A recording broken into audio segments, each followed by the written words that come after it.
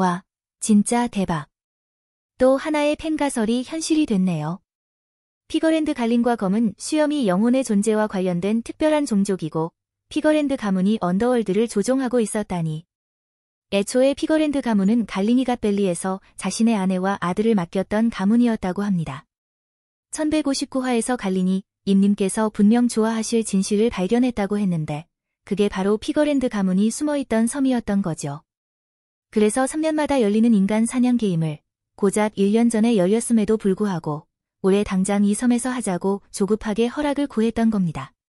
800년 전부터 이미 눈의 가시이자 세계의 왕에게 골칫거리였던 이 가문을 아예 장부에서 지워버리려고 했던 거죠. 56년 전 피거랜드 갈린은 홀로 이미 개인실에 침입해 위협하며 전설적인 해적 록스디 지백을 도발적으로 언급하기도 했습니다. 임은 그 도발에 미친 듯이 분노했지만 그날 갈린을 처리하지는 못했죠. 하지만 임은 우리가 생각하는 것보다 훨씬 영리했습니다.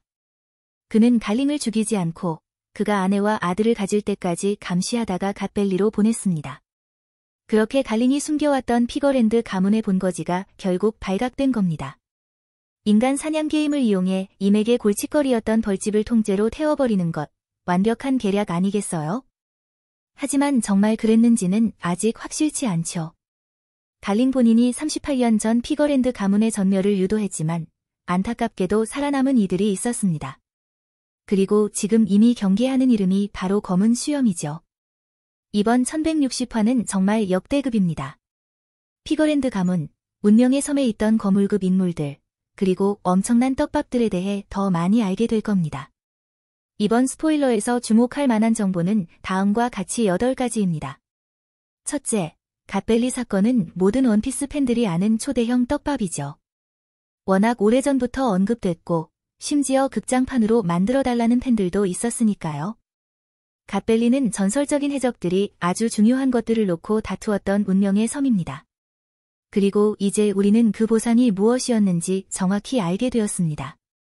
초이기 악마의 열매 9개가 든 상자들과 특별상으로 해적섬에서 제이가르시아 세턴성의 매수 거래를 통해 납치된 절세미녀 샤키가 있었습니다. 샤키의 교태와 장난기가 정부에게는 치명적인 실수가 되었죠. 원래 38년 전 인간 사냥 게임에는 어떤 해적도 상륙할 수 없었어야 했지만 샤키의 매력이 너무나 강력했기에 해적들은 목숨을 걸고 그녀를 구해내고 차지할 기회를 노렸습니다. 이때 샤키를 구하는 자는 누구든 그녀를 차지하게 되는 다른 녀석에게 빼앗길 걱정은 없는 상황이었죠. 갓벨리 사건에는 많은 비밀이 숨겨져 있는데 1160화에서 어떤 새로운 정보가 밝혀질지 지켜보시죠. 둘째, 표지 연재 야마토의 참배 여행 42탄에서는 그녀가 1052화에서 등장했던 오덴 공예 사당을 방문합니다. 이 사당은 링고에 있으며 야마토가 하나미치를 데리고 돌아온 곳이죠. 41탄 표지 정보도 주목을 받았는데 높은 곳에 지어진 이 사당에는 오덴을 기리는 비석 외에도 사황 카이도와의 전투에서 장렬히 희생한 아슈라 동자와 이조가 함께 묻혀 있습니다.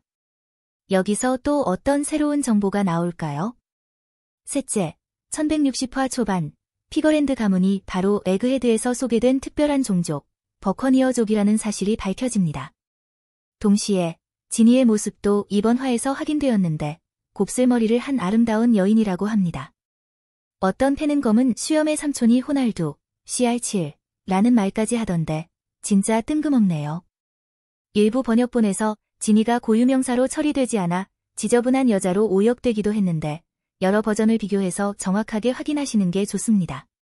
제가 드리는 최신화 정보는 꽤 정확하니까 정보 오류에 대한 걱정은 안 하셔도 될 겁니다. 특히 이 가설은 제가 몇 달 전 영상에서 제시했던 것이기도 하죠.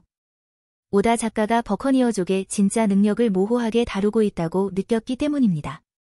베가펑크조차 쿠마가 실험 실패로 의식을 잃었음에도 보니가 위험에 처하자 에그헤드로 달려온 이유를 설명하지 못했죠. 베가펑크는 버커니어족의 특별함이 거인족 같은 신체적 능력뿐만 아니라 다른 무언가에 있다고 했습니다. 제 생각에 그건 바로 각 개체의 강렬한 영혼의 생존 의지인 것 같습니다. 마치 악마의 열매가 가장 가까운 과일에 깃들어 새로운 열매를 만들어내듯 영혼이 다른 것에 깃들어 자신과 같은 의식을 갖게 하는 능력 말이죠. 고대에는 버커니어족을 기반으로 악마의 열매를 만들었다는 것이 제 가설입니다. 물론 아직은 개인적인 추측일 뿐입니다. 사왕검은 수염의 어머니는 과거 SBS에서 오다 작가가 그린 적이 있는데 곱슬머리에 모자를 쓴 나이든 여성이었죠.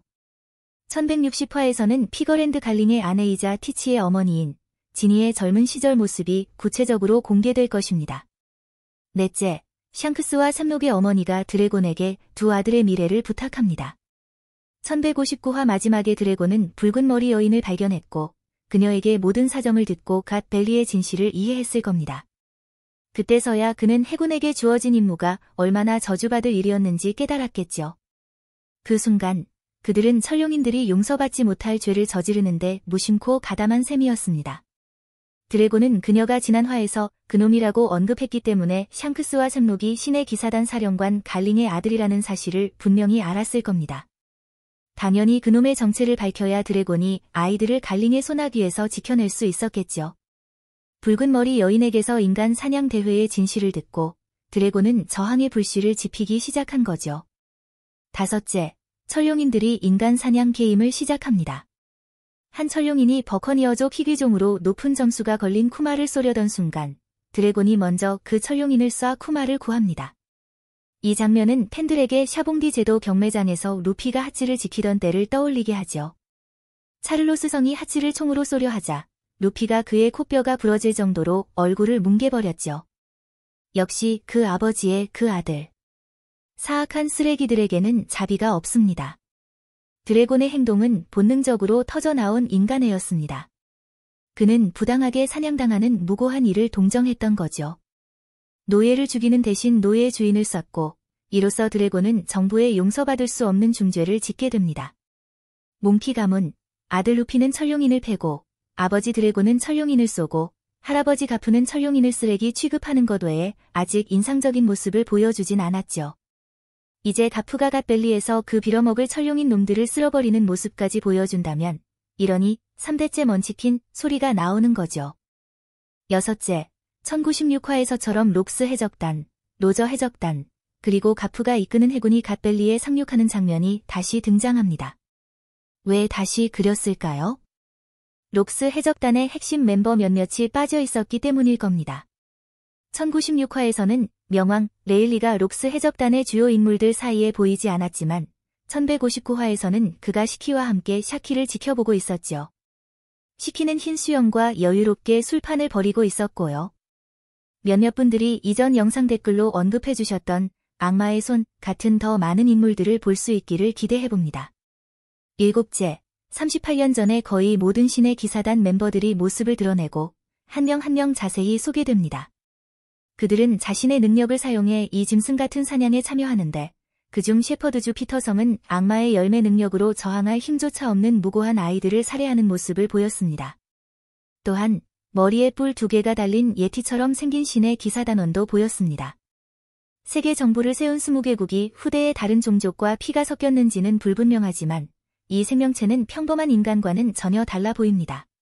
글로리오사도 1160화에서 긴 머리 모습으로 등장하는데 38년 후에는 머리를 짧게 잘랐지만 외모는 전혀 변하지 않았죠. 글로리오사는 어린 시절 회상 장면이 있었는데 이는 그녀가 임액에서 불로불사의 능력을 받고 그의 충실한 하인이 되었음을 보여줍니다. 하지만 오다 작가는 글로리오사가 다른 왕국이 아닌 정부의 네로나 가문 소속임을 확인해 주었죠. 그렇다면 브룩의 출신도 보통이 아닐 겁니다. 적어도 그는 정부에 저항했던 천룡인 가문의 호위였고 불행히도 처벌을 받았지만 운 좋게 살아남아 해적이 된 것이겠죠. 브룩의 과거가 밝혀지기를 정말 기대되네요. 여덟째, 이번 1160화 스포일러의 마지막 정보입니다. 드래곤은 샹크스와 샘록을 구하고 더 이상 두 아들을 지킬 힘이 없는 붉은 머리 여인을 떠납니다. 직접적인 언급은 없지만 그녀는 갈링에게 찔린 상처로 사망한 것으로 보입니다. 이제 드래곤이 두 아이를 데리고 있으니 상황은 더욱 긴박해집니다. 하지만 결국 두 아이는 각자 다른 곳으로 흩어지게 되는데 왜 그랬을까요? 누군가 드래곤을 공격했던 걸까요? 아니면 다른 사고 때문에 어쩔 수 없이 두 아이를 떼어놓아야만 했을까요? 해군은 늘 무고한 시민을 돕는 좋은 이들이었지만 안타깝게도 그들은 정부가 비인도적인 사건에서 다른 무고한 이들을 살해하는 데 사용하는 무기일 뿐입니다. 이제 겨우 1살이었던 샘록과 샹크스는 자신들의 인생에 닥친 비극을 인지하지 못했을 겁니다. 앞으로의 성장 환경에 따라 심리와 인격이 달라질 텐데 과연 어떤 기적이 일어나 샘록이 샹크스의 좋은 형으로 돌아와 어머니를 위해 그 쓰레기 같은 아버지 갈링에게 함께 복수할 날이 올까요? 그 이야기는 미래를 함께 기다려보죠. 이상으로 방금 공개된 1160화 스포일러의 모든 정보였습니다. 다음 영상에서 더 자세한 소식으로 찾아뵙겠습니다.